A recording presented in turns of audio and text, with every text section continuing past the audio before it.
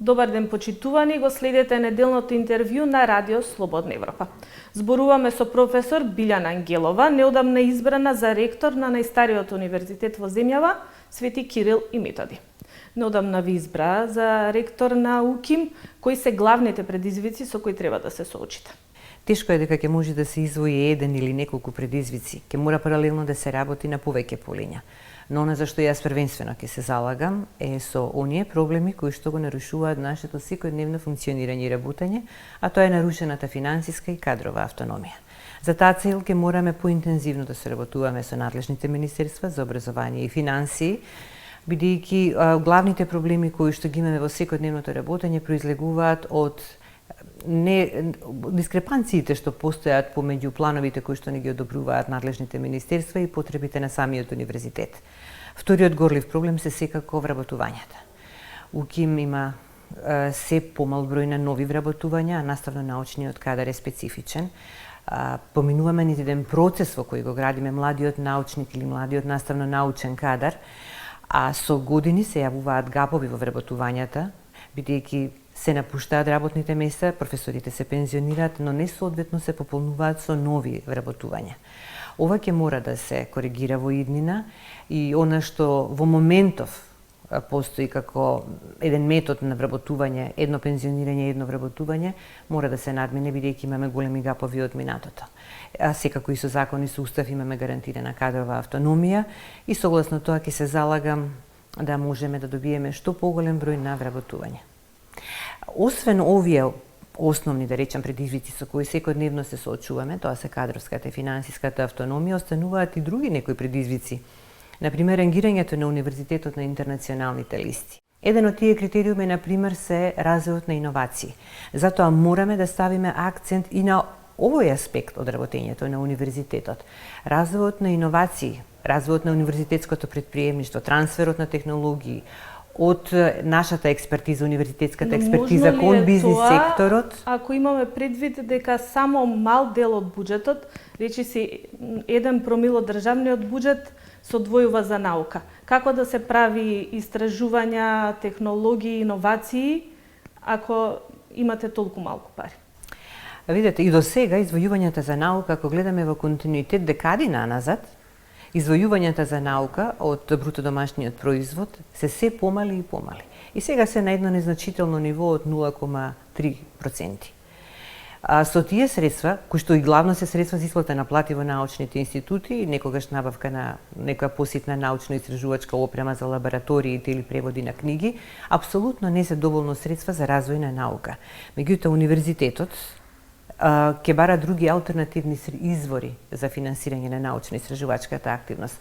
Тоа го кажав и во својата програма, ќе се направа максимални напори да се обезбедат материјални средства, да се платат чланарините во интернационалните конзорциуми на ЕРИКС мрежата, тоа е Европската научно-истражувачка мрежа, каде што нашите единици, кои што се прилично ориентирани кон наука, како што се единиците од техничкиот кампус, медицинскиот, па и од општествениот кампус или биотехничкиот, да може многу полесно да дојдат до проекти, да дојдат до финансиски средства.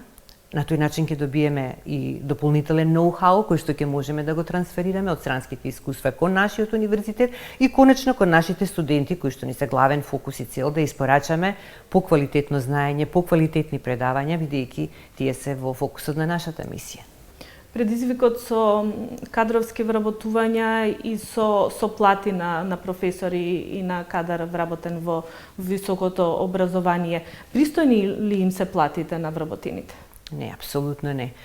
Никогаш порано во историјата универзитетските професори немале пониски плати. Универзитетските професори во Македонија имаат во моментов најниска плата. Таа е некаде околу 800-900 евра за редовен професор. И таа е најниска плата во Европа и во регионов. Тоа мора да се промени во иднина. Ние до сега имавме еден колективен договор кој што се имплементираше 2 години и заврши во текот на мај оваа година, кој што за жал, за разлика од останатите колективни договори каде што се регулираат работничките права меѓу кои платите, бевме врзани со фиксен коефициент. Можам да кажам еден од најлошите колективни договори што до сега сме ги имале. Меѓутоа, во сила влегува од 2024 година новиот колективен договор, кој што го имаме склучено на ниво на работодавец, а го склучи синдикатот на УКИМ, кој што е репрезентативен синдикат, со кој што практично се предвидува зголемување на платите на наставно-научните кадри за 25% во 2024 година и уште 25% во текот на 2025 година. Договорот е потпишан од нашиот основач Собрание на Република Македонија, потпишан од работодавачот, објавен во службен весник и стапува во сила во наредната година и се надевам дека владата доследно ќе го почитува. Колку е основна плата на професор?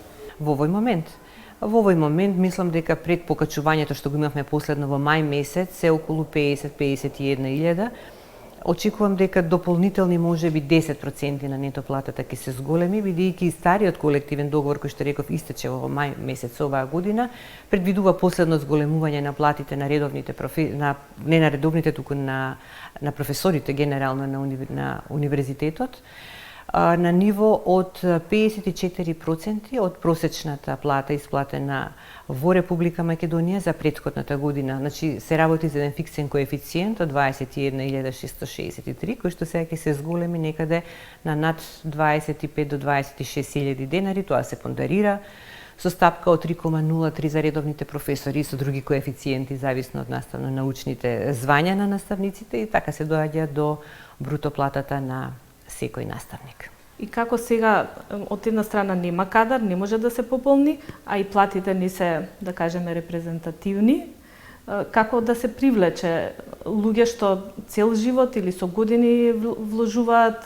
во свое унапредување, во наука, а зимаат плата што е колку една потрошувачка кошница? Па да, видите, доцентите имаат плата на ниво на просечната плата во Република Македонија, а асистентите со магистратура имаат под македонскиот просек. Тешко е да привлечете во една ваква ситуација подмладок, научно-истражувачки подмладок. А кажав и на почетокот, научно-истражувачкиот подмладок се создава, се гради во еден процес од неговото вработување, од препознавање на талентот за време на студиите, па понатака во целиот негов кариерен развој преку магистрирање, докторирање и вклучување во наставните процеси. Затоа сметам дека ќе треба универзитетот да превземе мерки она што се во наши ингеренции и можности, а тоа е да ги поттикнеме младите истражувачи уште во нивните рани фази на кариерниот развој. Со материјални средства, овозможувајќи им пристапи до проекти, овозможувајќи им средства за објавување на трудови во часописи, за да можат да направат научно-истражувачка основа, која што во иднина ќе им овозможи поефикасен, побрз, поуспешен кариерен развој. Имаме се помалку млади, но имаме се повеќе високообразовни институции. Ако пред 20 години сме имале 2 државни и 1 приватен, сега имаме 30 високообразовни институции. Колку тоа влијае сега на квалитетот на образованието? Генерално сметам дека влијае на квалитетот на високото образование. УКИМ се уште останува и ќе остане лидер во високото образование во Македонија. Секој оној кој што сака да стекне знаење, секој оној кој што сака да стекне вработливост, ќе дојде и ќе студира на УКИМ. Вработливоста е една од компонентите кои што итекако се цени на пазарот на трудот. Вработливоста е една од компонентите кои што се рангира на интернационалните листи за рангирање на универзитетите. Оваа компонента, вработливоста на студентите, може да ја обезбеди универзитетот. Меѓутоа и тука мораме да направиме известни реформи.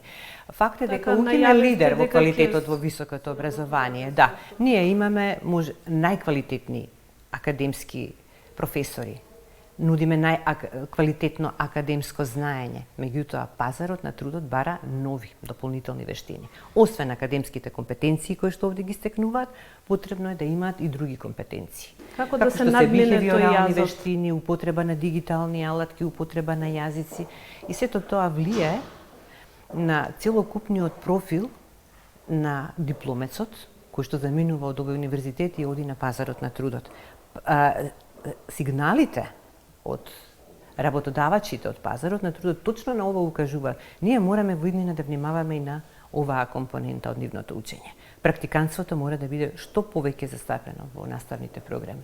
Кога сме кај рангирањето, најпознато е тоа Шангајско на 1000 најдобри универзитети, УКИМ не е таму. Може ли да се најде? Што треба да се направи? УКИМ го има целокупниот капацитет, човечки капацитет за да се најде таму. Меѓутоа потребни се финансиски средства.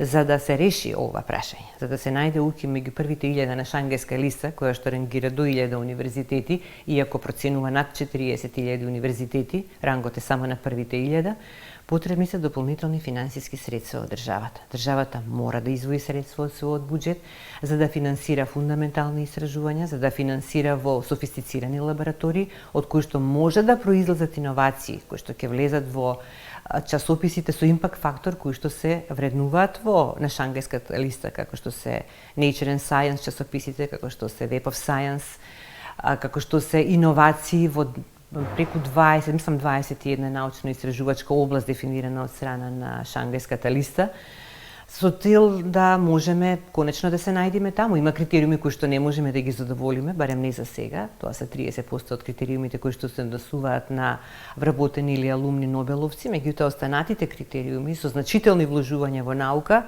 можеме да ги постигнеме, затоа што повторно ќе нагласам, УКИМ го има целиот истражувачки човечки капацитет. Потребни се само финансиски средства за да се прибегне кон фундаментални или научни истражувања кои што ќе дадат значителни резултати, кои што ќе може да бидат објавени во сите овие часописи наведени во за квалитетот на образование.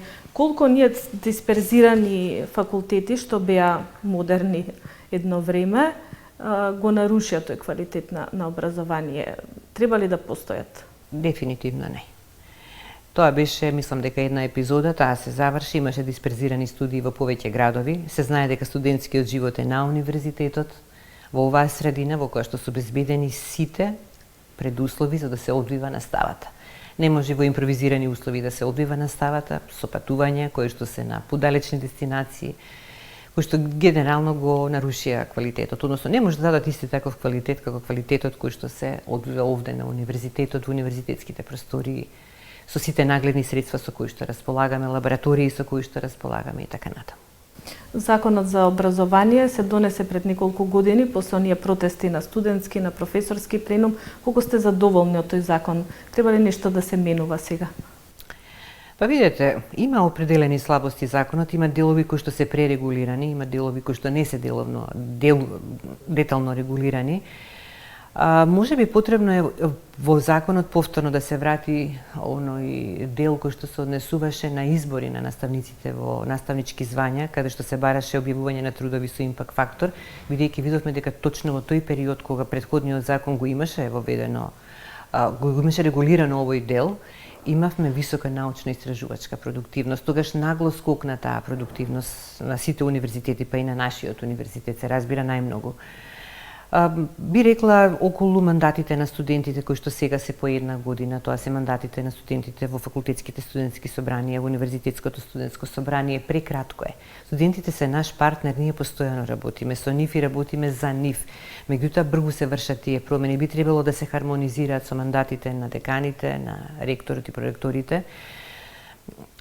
Исто така сметам дека во законот треба можеби подетално да биде регулирана финансиската и кадровската автономија, бидејќи тие навистина се прилично нарушени и го засегаат секојдневното работење.